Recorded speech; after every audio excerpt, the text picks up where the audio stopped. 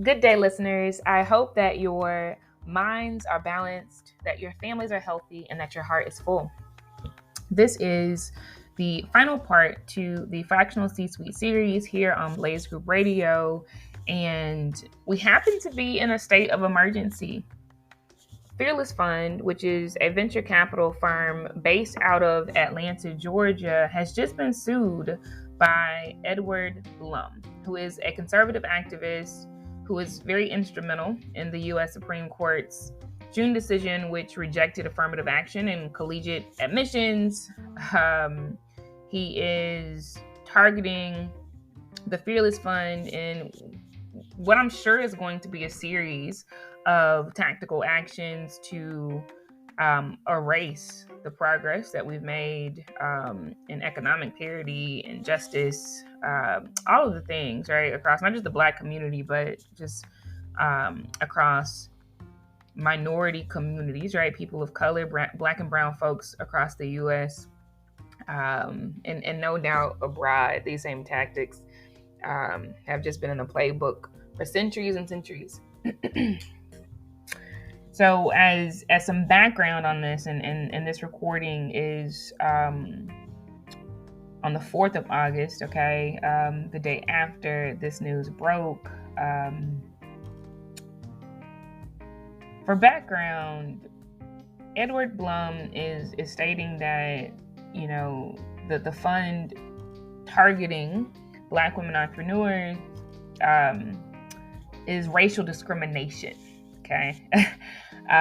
He's saying that, you know, they're explicitly excluding other folks, right, who would otherwise be eligible. But what we know is that for the longest, time, 80%, this is still today, 80% of all venture capitalists are white men.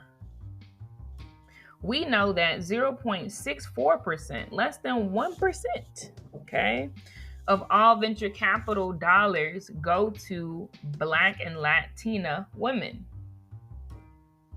right? And no one's up in arms about this, right? When our progress is slow, so slow that there's nothing to be afraid of, right? No one's up in arms about this when our businesses struggle to generate revenue, right? Black women-owned businesses generate about $24,000 compared to $148,000 generated by women overall every single year, and $218,800 on average generated by white women-owned businesses, right? There isn't this outroar when feminism puts white women at the front of the line and leaves everyone in the hood, everyone with melanated skin, everyone of socioeconomic statuses that are not of the elite at the very, very, very, very, very, very, very back burner, right? But in this instance, like so many other worthy causes, where we are saying we actually want to see parity now. We want to see immediate progress. That progress does not have to happen slowly. When we look around and see technological advancements, right? When we look around and see the disruption that is happening to traditionally cumbersome, right, processes, access through API integrations to things that have traditionally been gatekept for eons, right? By the elite, by those who have the privilege of being in certain circles, right? When we see how quickly, right, so many other things that continue to widen the gap in access happens, there's not this alarm around it, right? Because so long as white supremacy remains intact, right? So long as folks are singing songs and holding hands, waiting for a promised land that seems to be centuries away, no one is bothered by that, right? But when you have folks who have always been twice as good, 3 times as good, 10 times as good in many cases, to be where they are, in corporate spaces, right, on corporate ladders, etc. And when they take that knowledge to the streets and actually leverage their brilliance to make traditional gatekeepers completely irrelevant, and progress happens as a result. And people who outnumber and have always outnumbered the elite come together as a result. Then you see these tactical actions taking place. That's really no different than, this rewriting of history that's been taking place to say that the enslaved benefited from bondage, that they learned skills that they would have otherwise not had. And all these are tactical moves that are meant to brainwash, stagnate, and destroy the virality of a movement. Because a movement is happening. And I am asking that listeners not become distracted by these attempts to change your mind, to not become distracted by lies that are trying to tell you that what you know to be true, what you innately know to be fact based on your experiences, based on history that is true, based on historical accounts that are actually readily available, especially when you step off of this land in the United States, right? And look at the world and what has happened from a different lens. Do not let these attempts change your mind about what you know to be true. You are worthy today. You are brilliant today. You do influence every single part of culture that exists today in profound ways.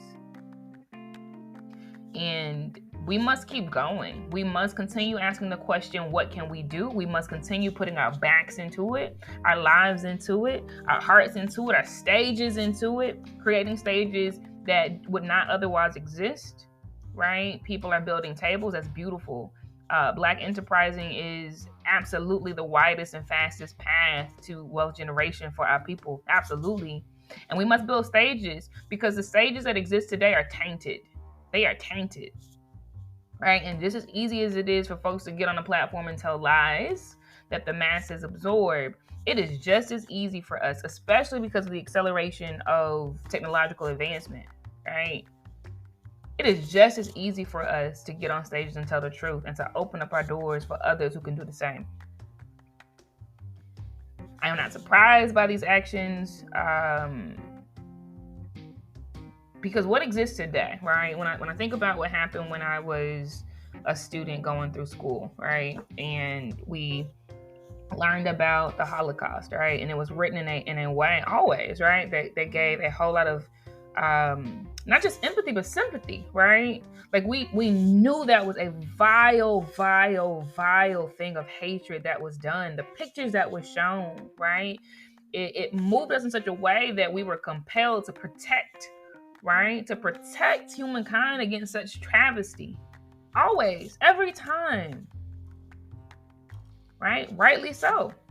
And then, right, when we would unpack the stories of what happened to Native Americans on their land, indigenous folks from this land, and we would unpack the stories of what happened to those who were put on ships as human cargo to come and give their lives and their babies and their breasts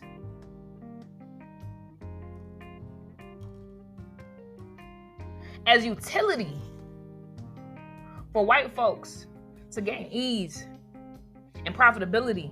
As we learned about those stories, it was completely different. There was a complete lack of empathy, a lack of sympathy. There was always this framing of these barbaric, uncivilized, untamed folk came over here, right? And we gave them something better to do. Always. There were no tears.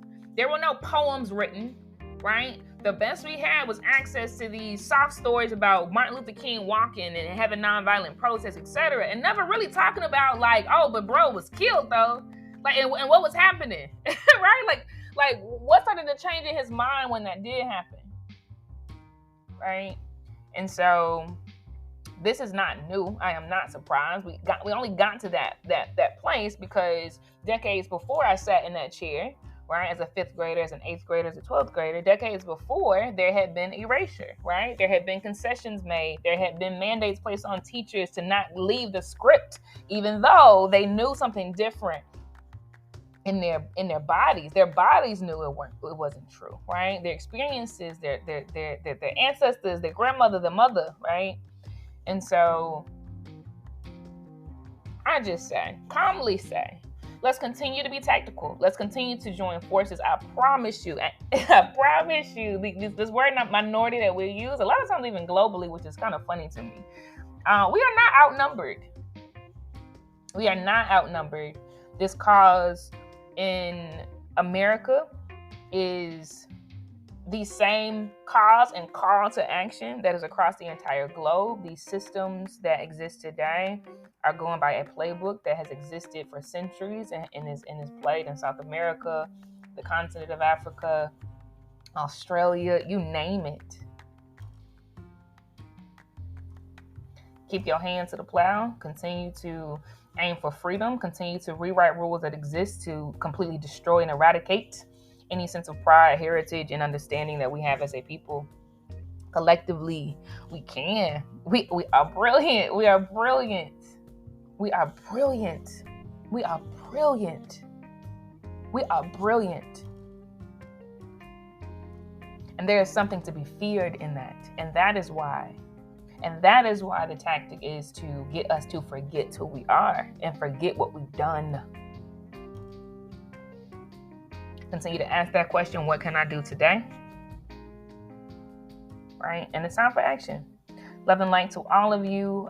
We look forward to bringing you more content, exposure, celebratory news as well on the Blaze Group Radio podcast, available wherever you listen to podcasts, as well as on the Blaze Group app. Download that in your Apple Store or your Google Play Store on Android. Our next series that is coming up is called The Best of the Best, where we are celebrating Black women entrepreneurs who are doing the damn thing across their industries. Love and light to you all. We'll see you next time.